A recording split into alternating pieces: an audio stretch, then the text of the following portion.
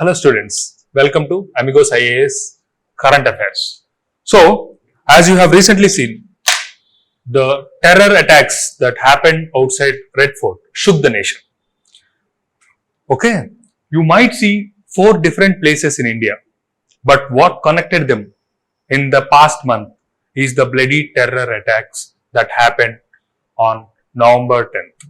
Okay, let us see how this unraveled and how this led to bloodiest terror attack in the decade in mainland India. First thing, on October 19th, we have seen posters being circulated in Navagan supporting Jaish-e-Mohammed, a terror outfit. Then the investigations started to understand overgrown workers and their pattern of working to radicalize the people in that area called Navagan and on the outskirts of Srinagar Valley. Whereas after the initial investigation, that led to the arrest of a known overgrown worker known as Muzammil Shakil. Muzammil Shakil is a professional doctor working in Faridabad, Haryana. Okay. After this arrest of Shakil, one guy named Umar Nabi escaped in a car and reached New Delhi. He is the prime suspect and who is responsible, and he is the responsible person for the bomb blast that occurred in Delhi. Okay.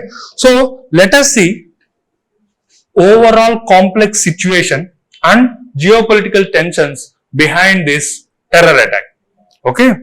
The thing is, the explosive used in this attack is ammonium nitrate.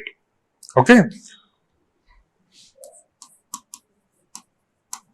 Ammonium nitrate is a famous explosive that is often being misused to make improvised explosive devices, IEDs. Okay.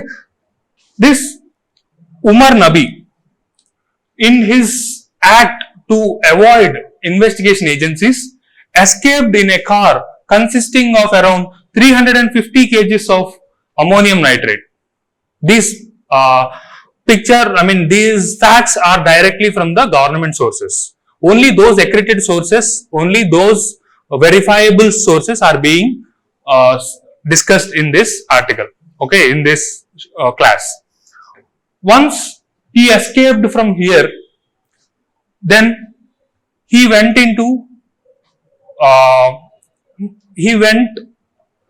to Delhi, and this led to the Red Fort terror attack that happened. So he crossed Sunheri Masjid parking, and then he went to Jain Mandir and he took U-turn and reached Red Fort, and he had conducted this Red Fort blasts. Okay, this is the timeline that happened during that time.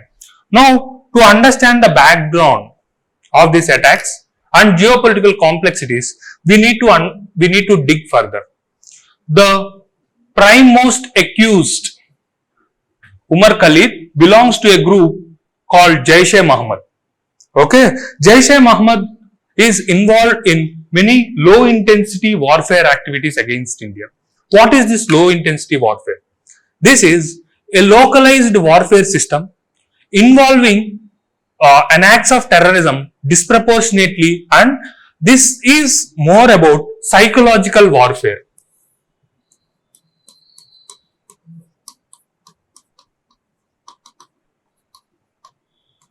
Okay, they depends on terrorizing public. This is often sponsored by states. That is why this is called as warfare. So this corresponds to state-sponsored terrorism.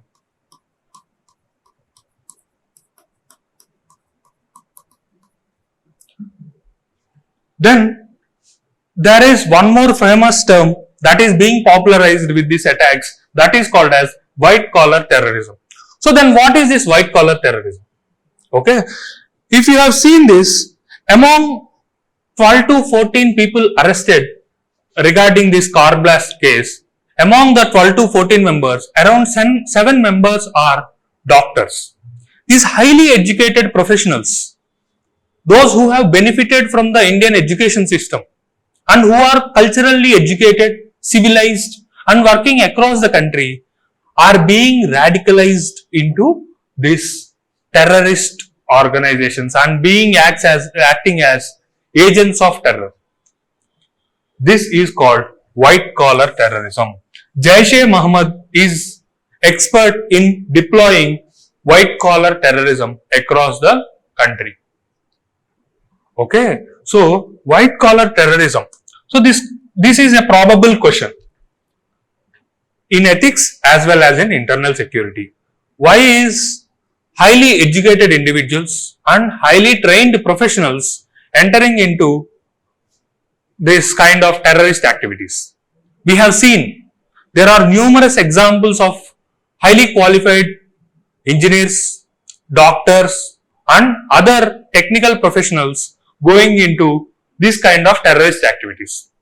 This is one such case. And there is one related activity in Gujarat where a terrorist was arrested because he was trying to poison. The intention of that terrorist is to food poison using resin in that local area. Okay, so this also raised the question of emerging mechanisms of terror.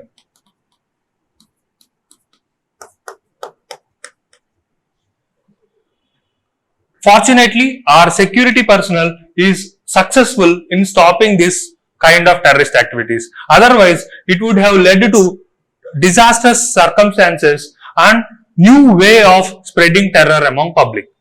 Then, finally, let us understand what is this concept of overgrown workers.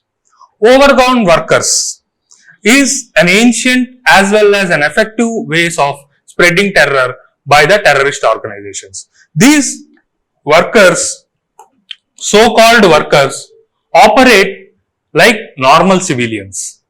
They mingle among us, but they work in spreading terror ideologies and creating sympathy for the terrorist organizations.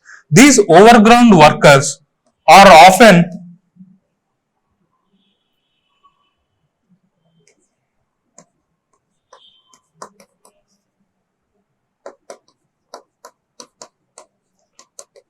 overtly ideological and they try to radicalize common youth. Their intention is to radicalize young minds and make them parts of their grand war of terrorism. So, in order to curb these overgrown workers, UAPA was amended in 2019 and strengthened to counter these overgrown workers. Okay. So, these are the major concepts that we need to understand on the backdrop of recent terror attacks to address related questions either in internal security or in ethics. Thank you.